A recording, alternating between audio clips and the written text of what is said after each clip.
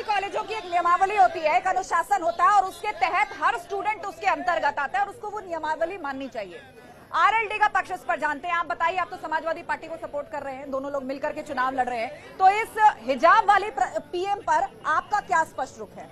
देखिए, ऐसा है, देश में चाहे विधानसभा के चुनाव हो चाहे केंद्र के चुनाव हो, वो पार्टी के घोषणा पत्रों पर लड़े जाते हैं। भारतीय जनता पार्टी की सरकार 2017 में उत्तर प्रदेश में आई और उसने बहुत सारे वायदे किए, महंगाई कम करने का वायदा किया, रोजगार दिलाने का वायदा किया, सरकारी नौकरियां दिलवाने का वायदा किया और पेट्रोल डीजल सस्ता करने का वायदा किया। जब भारतीय जनता पार्टी इन 5 सालों में कोई भी वायदा पूरा नहीं कर सकी, तो अब हिजाब, नकाब, धर्म, जाति, इन पे बहस करके लोगों को डाइवर्ट करना चाहती है, लोगों के विचारों को डाइवर्ट करना चाहती है।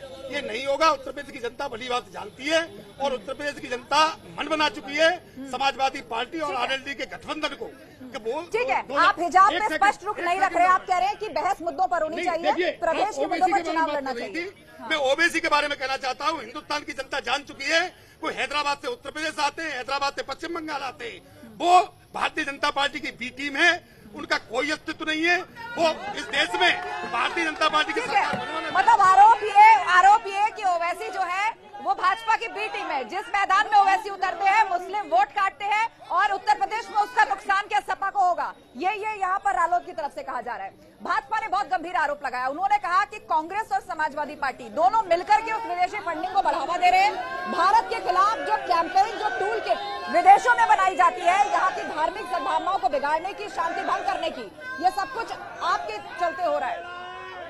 सबसे पहले तो मैं हाथरस में आने पर आपकी टीम को तहे दिल से बधाई देता हूं और मैं शुक्रगुजार हूं कि आप हाथरस में आए और हमारे लोगों के बीच में आप आए।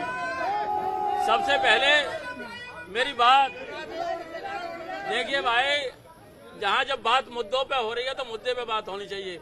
और मैडम, मैं आपको वो बात बता रहा हूं, हमारे साथ में एडवोकेट भी खड़े हुए हैं, कृषक भी खड़े हुए हैं और व्यापारी भी हैं।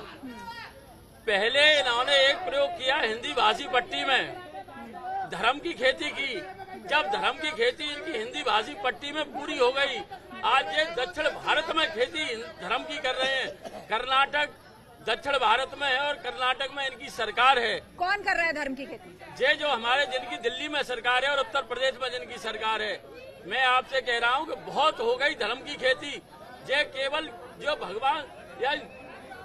भगवान श्री राम का नारा लगाते हैं। मैं पूछना चाहता हूं, भगवान श्री राम को जिसने सनातन में जन्म लिया, भगवान श्री राम और भगवान श्री कृष्ण से कौन बैर ले सकता है? वो तो सभी के आराध्य हैं। दूसरी बात, भगवान श्री राम ये कहते हैं हिजाब वाली पीएम, ओवैसी कह रहे हैं इंशाअल्लाह ताला हिजाब वाली पीएम बनेगी एक दिन। ओवैसी साहब क्या कह रहे हैं ये आप अच्छी तरीके से जानते हैं। ओवैसी साहब को ये नहीं मालूम कि देश के प्रथम नागरिक हमारे यहाँ राष्ट्रपिता होते हैं और राष्ट्रपिता हमारे यहाँ कई बार मुस्लिम बन चुके हैं। ये प्रधानमंत्री की बात कहाँ से आ गई?